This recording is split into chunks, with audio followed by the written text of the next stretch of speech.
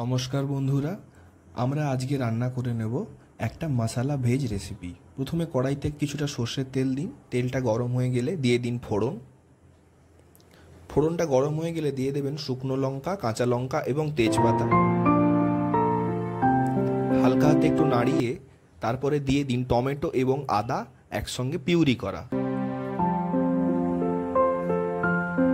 কিছুক্ষণ পরে অল্প একটু লবণ,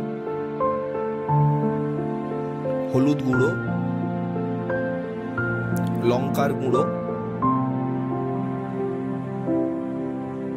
দিয়ে অল্প কিছুক্ষণ এটাকে নাড়িয়ে নিন।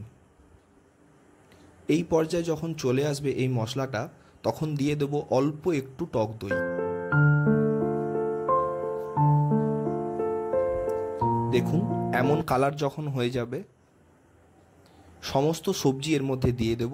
ফুলকপি, বরবটি, কেটে রাখা পেঁয়াজ, টমেটো। অল্প কিছুক্ষণ নাড়িয়ে চাপা দিয়ে 10 মিনিট রান্নার পরেই দেখবেন রান্না শেষ। কি সুন্দর কালার হয়েছে দেখুন। বাড়িতে বানান, ভালো লাগলে সাবস্ক্রাইব করুন, লাইক করুন, সবার মধ্যে ছড়িয়ে দিন। ধন্যবাদ।